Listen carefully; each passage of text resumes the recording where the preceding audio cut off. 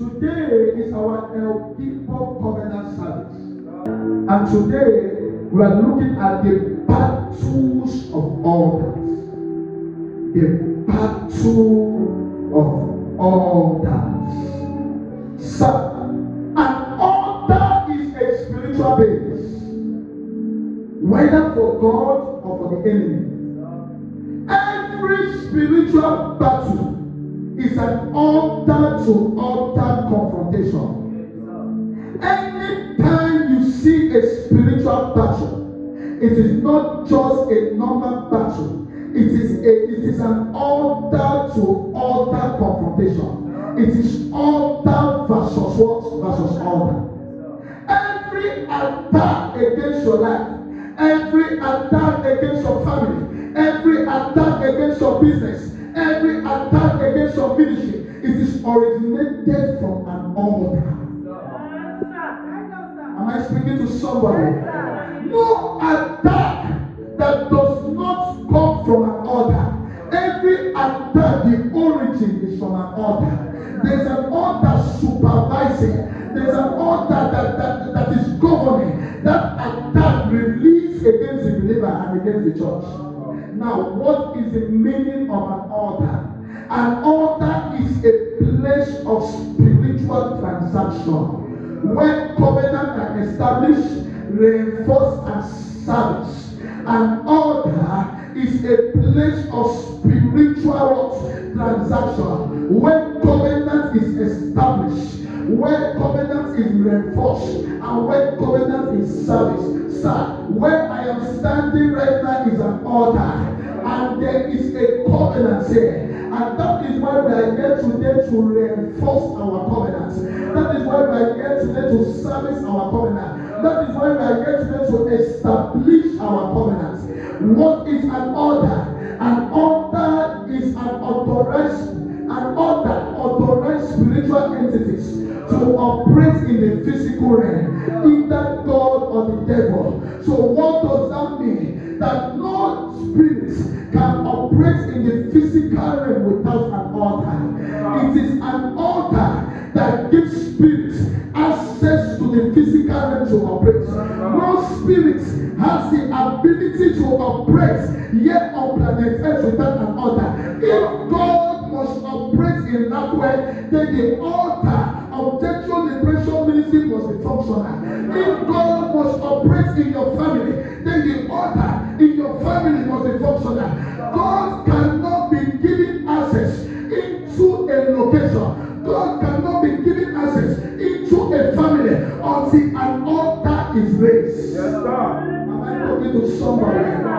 Until an altar is raised, God will not be given access. Anytime we raise an altar, we open the door of access for God to operate.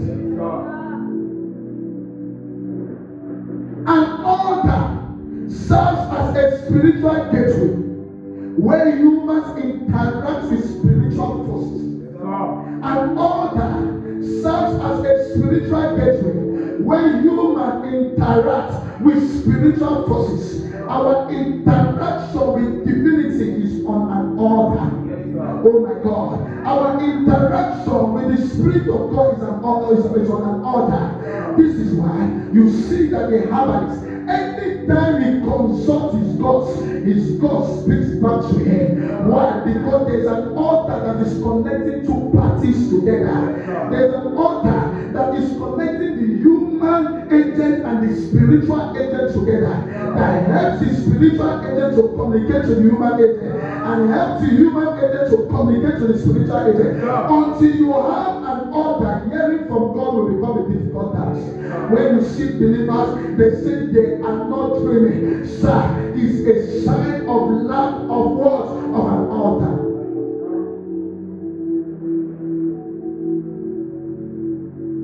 Judges chapter 6 verse 25 to 26. Judges 6, 25 to 26. Yes. Now it came to pass. Now it came to pass. The same night. That the Lord said to him. Take your father's young bull. Take your father's young bull. The second bull of 7 years old. The second bull of 7 years old. And tear down the altar of Baal. And tear down the altar of Baal. That that your father has erected. That your father has erected. And cut down the wooden image. And cut down the wooden image. That is beside it. That is beside it. Now build an altar to the Lord your God. Now you build an altar to the Lord your God. Verse 26. On top this rock. On top this rock. In the proper arrangement. In the proper arrangement. And take the second bull. Okay. And offer a burnt sacrifice. That is fine. An altar is a seat of power where divine or demonic decrees are made and enforced. When you see the herbalist making a decree, is making it from an altar. When you see the man of God releasing a prophetic decree, is making it from what? From an altar. This is the story of Gibbor. The Bible says that God appeared to Gibbor and told Gibbor, if you must have victory over your enemy, scatter your father's altar. And if you must have victory over your enemy, build me what? An altar.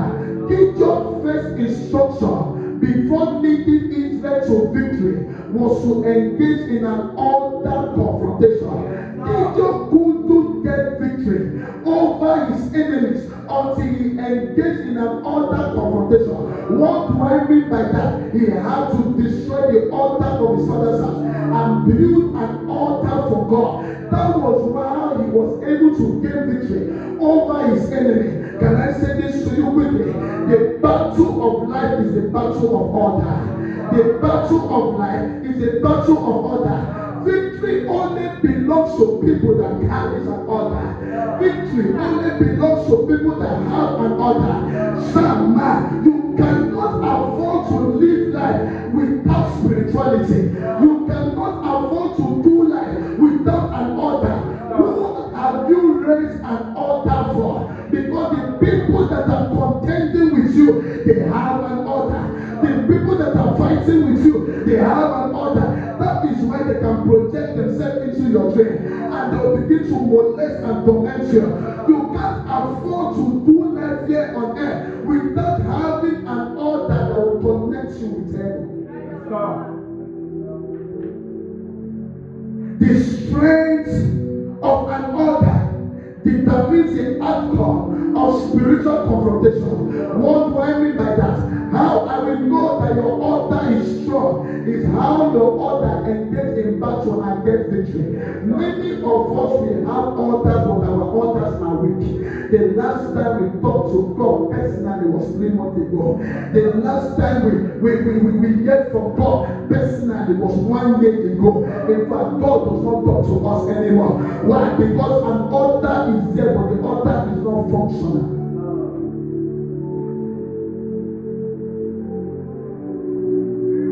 Every altar is either good or evil, depending on who raises it, who you raise it for.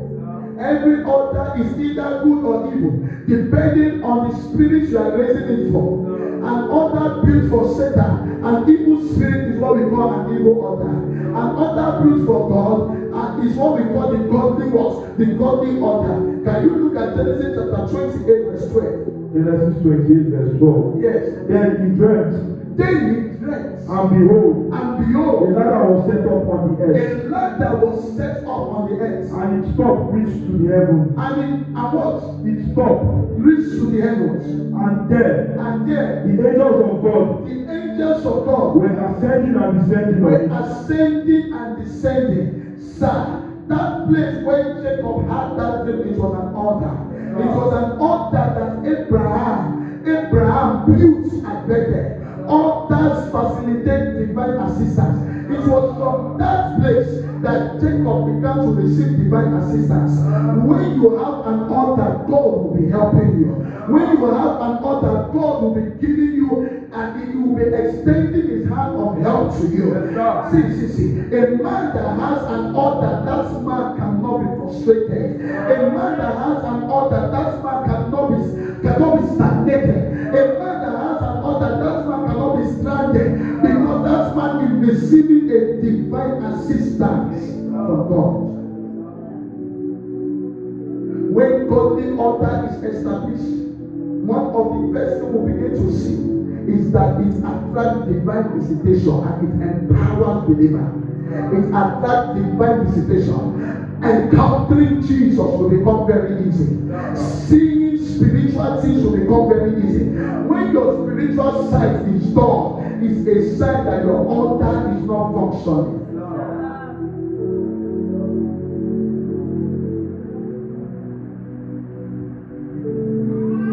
For your glory, I will do anything.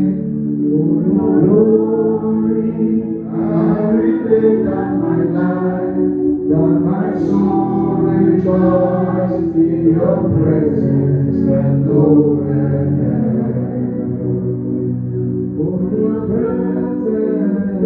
For your glory, I will do anything. For your glory, I will lay down my life, that my soul rejoices in your presence and nowhere else. Oh, for your presence, I will do anything. For your glory, I will lay down my life, that my soul rejoices in your presence and nowhere else. The altar is the first law of dominion. The altar is the first law of dominion. Without an altar, forget about exercising spiritual authority. See, can I say this to you? God rules the universe from an altar. Satan also commits his atrocity from an altar. So what now make you to think that you can succeed in this life without an altar? If God is exercising his dominion from an altar, Satan is also exercising his own dominion from an altar. What makes you to not think that you can succeed in life without an altar? No wonder that was why the Bible said, by strength shall no man prevail. The altar is the first law of dominion. If we must have dominion over forces of darkness, then we must be able to raise an altar for God. Exodus chapter 17 verse 11. Exodus 17:11. Yes. And so it was. And so it was. When Moses held up his hand. When Moses held up his hand. That Israel prevailed. Israel prevailed. And when he let down his hand. And when he laid down his hand. Amalek prevailed. Amalek what? Prevailed. When Moses raised up his hand, Israel what? Prevailed. When Moses brought down his hand, Amalek prevailed. The war against Amalek was not just a military conflict. It was a spiritual battle fought from an altar. Anytime Moses raised up his hand in prayer, Amalek will what? Israel will prevail. Anytime Moses stopped praying, Amalek will begin to prevail against what? Against Israel. Moses' hand lifted in prayer symbolized intercession from an altar position. Aaron and Hur held up his hand. This shows the power of corporate engagement and corporate intercession. As long as his hand were raised up, which was intercession, Israel prevailed. Whenever his hand is lower, Amalek will gain upper hand over Israel. Sir, spiritual order determines victory, not just your physical efforts. Spiritual order determines victory, not just by your power. Anytime Moses raised up his hand, Israel begins to prevail. Sir, the battles of life is spiritually inclined. The battles of life is spiritually materialized. The battles of life is not just physical. There is a spirit that is enforcing it. There is a spirit that is enhancing it. There is nothing that happened on earth that is by coincidence. It is spiritually empowered by a spirit. Sir, that's why if you must actually win in the battles of life, you must raise an altar of prayer. You must raise an altar of prayer. You must have an altar of prayer. You cannot afford going out for your daily activity without raising an altar of prayer. Anytime Moses begins to pray, Israel begins to win. Anytime Moses begins to pray, Israel will begin to become defeated. Israel's strength was dependent on the strength of the order of their prayer. Victory is not done by your efforts, it is an order issue. If you must gain victory over the attacks and over the battles in your life, raise an order. Raise an order. Raise an order. First Kings chapter 18 verse 21. First Kings 18:21. First Kings 18:21. Yes. And Elijah came to all the people. And Elijah came to all the people And said, how long will you falter? How long will you falter? Between two opinions. Between two opinions. If the Lord is God, If the Lord is God, follow him. follow him. But if it is bad, But if it is bad, follow him. then follow back. But the people answered him not a And word. the people did not say anything to him. Oh my God.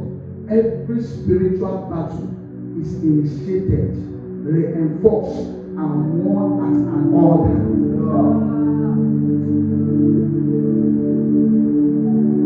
In First Kings chapter 18 verse 21, there was an issue there.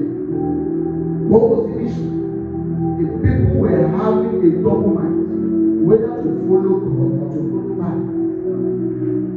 Now remember that Baal began to dominate. Baal took over the whole of Israel. Everybody began to worship Baal because of one thing. The order of Baal was functional. It became the stronger order that season. The order of God in Israel became wicked. Baal weakened the order. One thing you must realize is that when Elijah stood at the altar, at his own altar, the first thing Elijah did was that he repaired the altar. What that means is that he strengthened the altar back again. Now, see, it does not mean that Baal does not have power to call down fire, but Elijah's altar has overpowered the altar of Baal. That was why Baal couldn't work that miracle at that moment. Why will people be worshiping a God that does not answer prayer? It means that if they are worshiping Baal, Baal will be answering their prayer. They saw signs and wonders from Baal, and that was why they were attracted to Baal. So, when a generation, when people want to manifest the glory of God without establishing an altar of prayer, they want to carry the glory of God without having an altar of prayer, and without servicing that altar with the sacrifice of worship, praise, and material financial sacrifice. And they want to carry the presence of God. They want God to work things out for them. There's always a principle to every manifestation. Until you walk in that principle, you will not see God. Elijah's confrontation with prophet of Baal was not a debate, it was a battle of order. That thing that they were talking there, you see that they were arguing. It was not about the argument, it was a battle of order. The deciding factor in this context was which order would call down fire, proving the supremacy of God behind the order. So any order that has the ability to call down fire, that order will become the supreme order. But sir, I can bet you that Baal order will call down fire, but Elijah ordered over empower their order, and that was why they cried out to Baal. They didn't know that Elijah order has binded the spirit of Baal. The spirit behind that order, Elijah order has binded it, and that was how they cried out to Baal from morning till night, and Baal couldn't answer them because a stronger order has stood up. Sir, until your order becomes stronger than your enemy's order, you will not prevail over them. They will keep prevailing over you. Now, any order that comes down fire is going to be the supreme order, and everybody is going to worship the God of that order. I And Elijah, the first thing Elijah did was that he set the altar in order. He strengthened the altar. When he strengthened the altar, then he put sacrifice on the altar. Why did he put sacrifice on the altar? To renew the covenant of the altar. Sir, you can't renew a covenant without a sacrifice. That is just the truth. See, if you want your covenant to be renewed, now get me clearly. Without a covenant, your altar is useless. And without a covenant, no spirit will take you serious. No spirit will take you serious. No spirit will take you serious. Any spirit that will take you serious, he will enter a covenant with you first and foremost. Then when he enters a covenant with you, he will not take you to build an altar and will not tell you the kind of sacrifice you should be putting on that altar. Am I talking to somebody? So no spirit will take you serious at anywhere without entering a covenant with you and without the sacrifice. And Elijah put sacrifice on the altar for the purpose of renewing the covenant on what? On the altar. Elijah's battle was not a physical one. Elijah's battle was an altar supremacy. Whoever controls the stronger altar determines the outcome. An altar is your battleground. If your altar is weak, your spiritual defenses will collapse. Elijah's altar became the stronger one, and he called out fire, and that was how God took over Israel back. And God, Yahweh, became the national God in Israel. If our God, El Gibbor, must become the territorial God of this community, we must learn to strengthen our altar. When you see a believer, he says tired, the altar is weak. When you see a believer, he says, I can't come, I can't do this anymore, the altar is weak. When you see a believer, he says, I don't want to be going to church again, the altar is what? Is weak. A stronger altar has overpowered his own altar.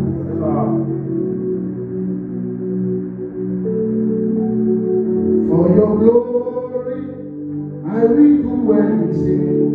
For your glory, I will lay down my life. That my soul rejoices in your presence. And nowhere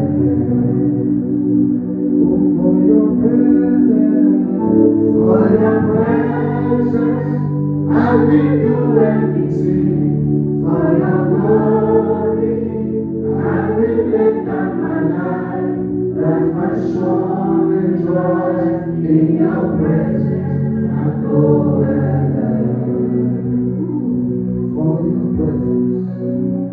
for your presence, I will do anything. For your glory, I will lay down my life. That my soul rejoices in your presence and nowhere. Isaiah chapter 8, verse 9 to 10. Isaiah 8, 9 to 10. Isaiah 8, 9 to 10. Yes. Be shattered, all you people, and be broken in pieces. And be broken into pieces. Give ear, all you from far countries. Okay. Guide yourself, but be broken in pieces. But be broken into pieces. Guide yourself, but be broken in pieces. But be broken to pieces. Take counsel together. But it will come to nothing. Speak the word. But it will not stand. For God is with us. That's what counsel. That is our focus. In spiritual warfare, witches, wizards, and occultists always conspire against the believer. Their altars releases curses, sicknesses, failure, and destruction into the lives of the believers. The Bible mentions the word counsel. What does counsel represent? Counsel is a satanic consultation, a demonic decree, a spell from a wicked altar. Then God declares that such counsel will not come to pass because his divine altar is speaking on behalf of his people. No matter what satanic verdict or demonic decree spoken against you from a demonic altar, if you have your own altar, that evil decree will be nullified. No matter the spell, the curses, the arrows released from a demonic altar, if you have your own altar, that evil decree will be nullified. Do you know that the stronger altar will always prevail? Yes, sir. The reason why they are still pursuing you in your dream is because your altar is weak. The reason why you are still eating in the dream is because your altar is weak. The reason why you are still having sex in the dream is because your altar is weak. The reason why the enemy has been cutting off your head in the dream is because your altar is weak. It is the stronger altar that will prevail. Your altar can only become strong when you consistently offer the sacrifice of praise, prayer, thanksgiving, and financial sacrifice.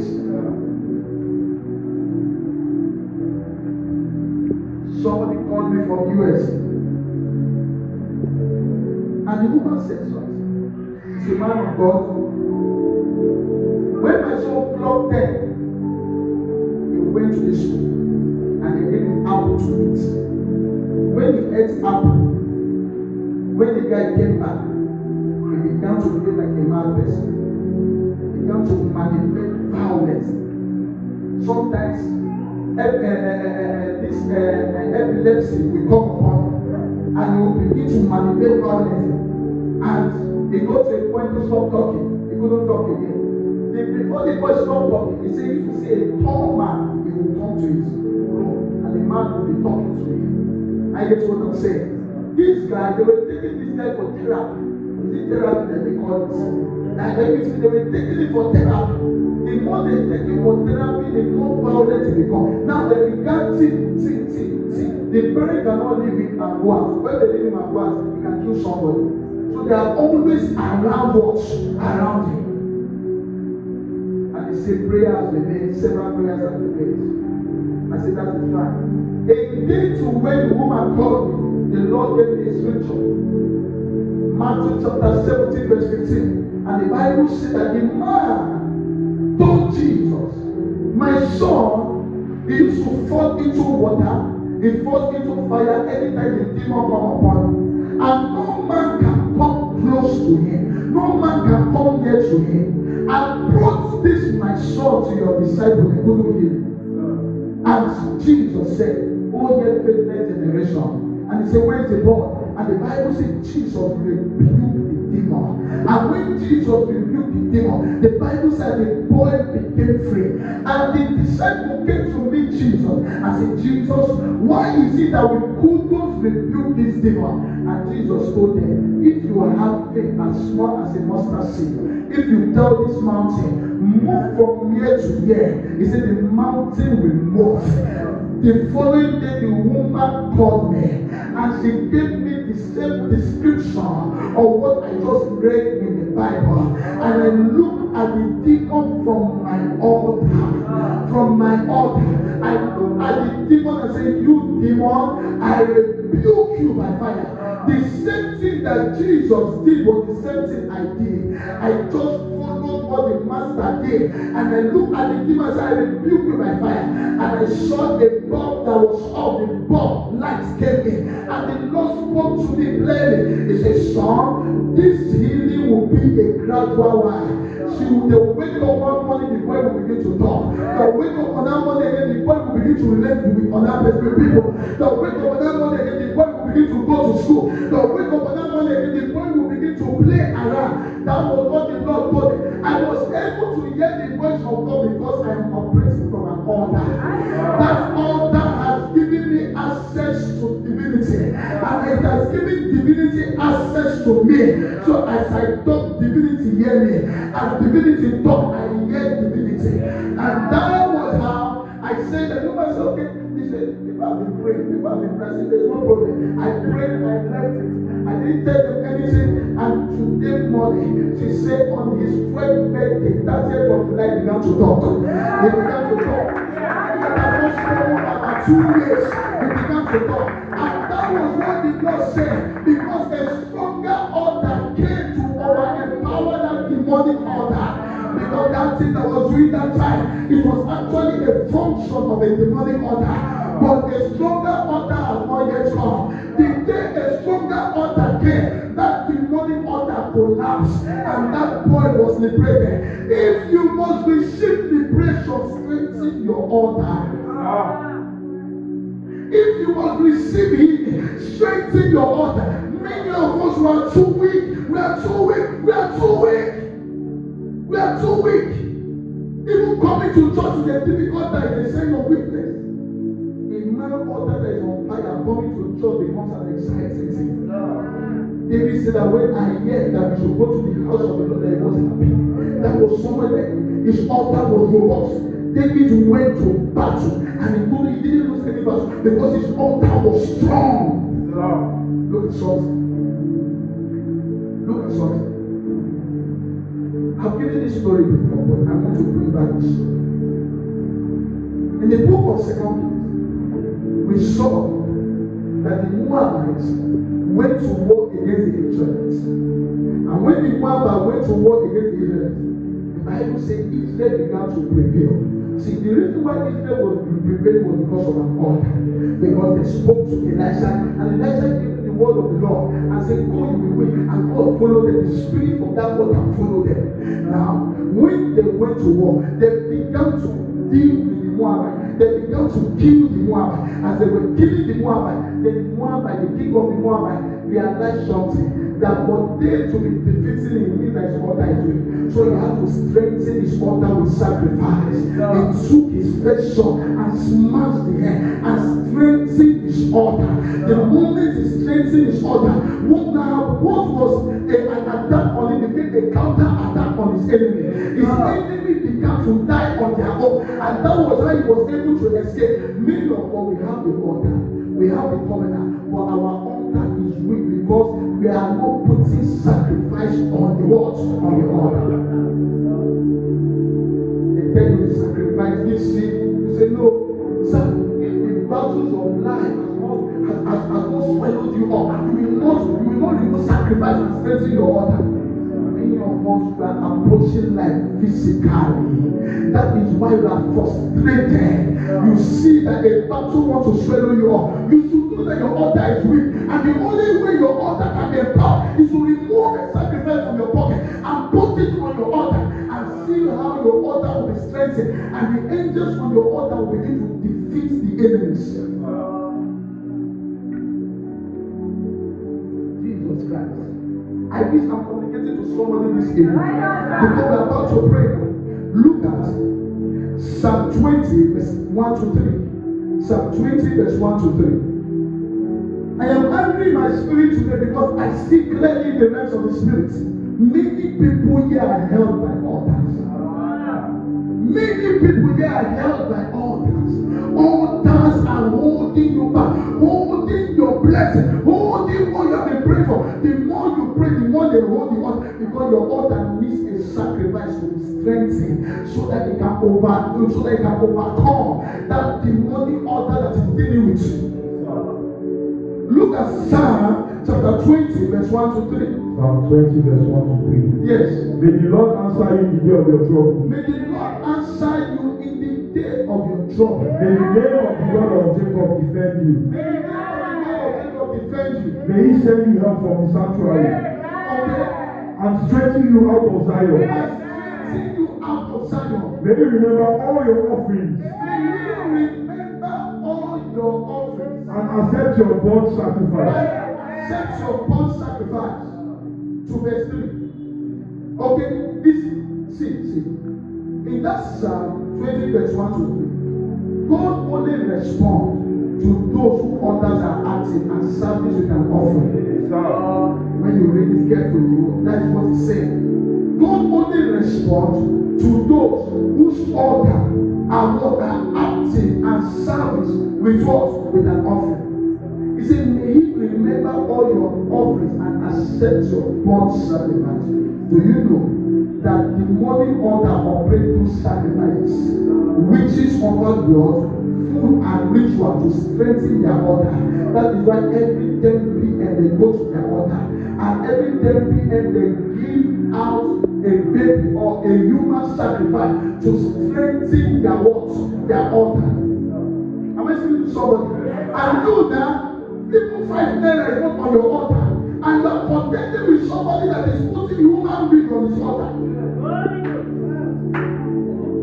So people are not wise. And that is when the more they pray, the more they attack them.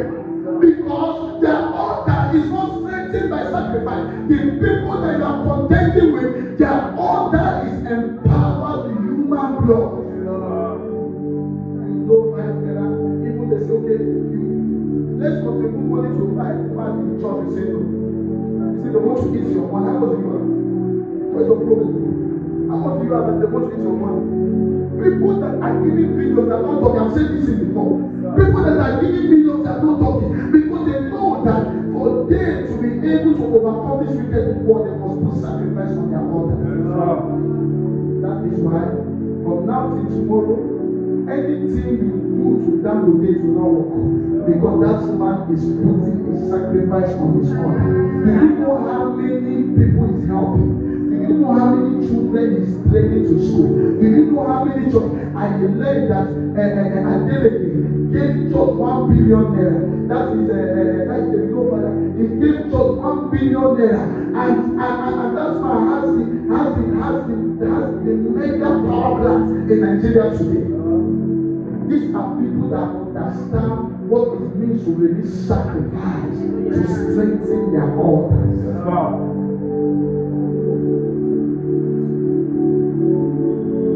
If believer must counter the attacks of witches, sir, you must make sacrifice.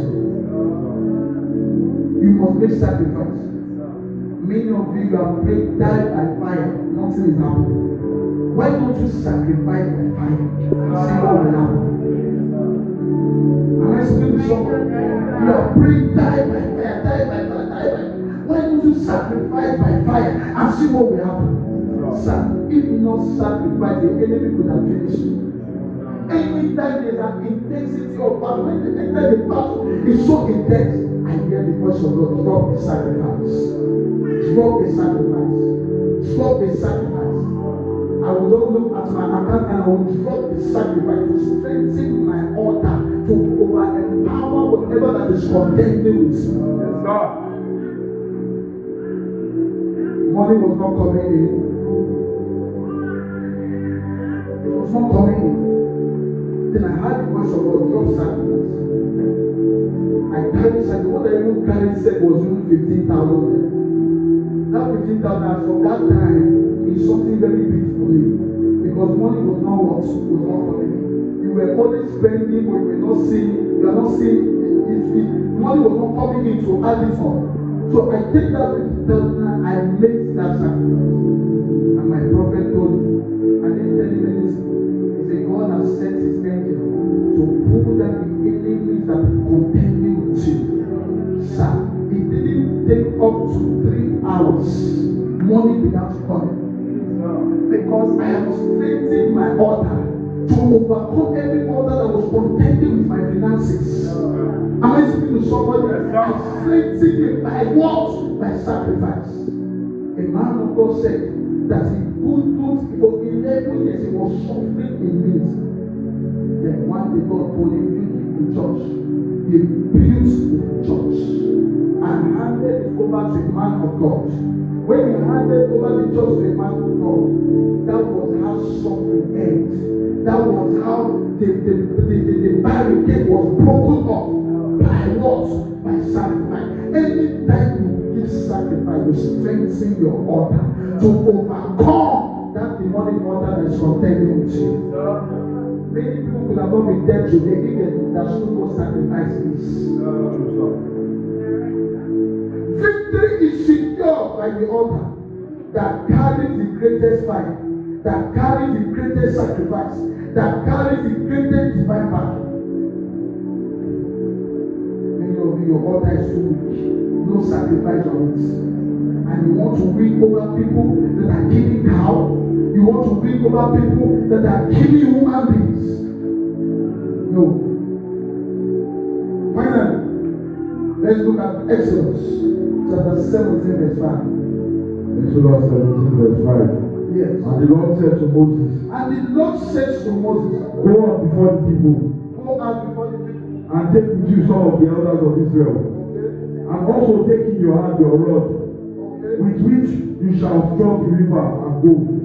yes. Is that all? Come again. And the Lord said to Moses, Yes. go on before the people, Yes. and take with you Yes. some of the elders of Israel. Okay. Also take in your hand your rod, with which you shall strike the river and go. Is that Exodus 17:5? Yes, sir. Look at verse 16. Verse 16. Yes. And Moses built an altar Yes. and called his name, Yes. the Lord is my banner. The Lord is my banner. For he said, because the Lord has sworn, the Lord will have war with Amalek. The Lord will have war with Emmanuel. From generation to generation. From generation to generation. The Lord is my banner. That is Jehovah Nissi. What does that mean? It means divine covering. It means warfare strategy. This order is a declaration that God will continuously cover what the Israelites over every battle, over every power that is contending with them. Sir, if God must be your covering, then you must raise an altar for him. If God must be your banner, then you must raise an altar for him. If God must be your warfare strategist, then you must raise an altar for him. The moment you raise an altar and you regularly sacrifice on that altar, man, victory becomes yours. You know the issue here? The good news about this is that altar you raise, it will also continue into your next generation. As your children come, they inherit that altar. As your great grandchildren come, they inherit that altar. That is what people are inheriting, calling foundational altars. Am I speaking to somebody? In this other place, people are inheriting foundational altar. They are inheriting curses and evil covenant. If you must deal with foundational altar, then you must raise a godly altar and begin to sacrifice on that altar. As you do that, it will empower your foundational altars that are contending with you. Can you rise up on your feet?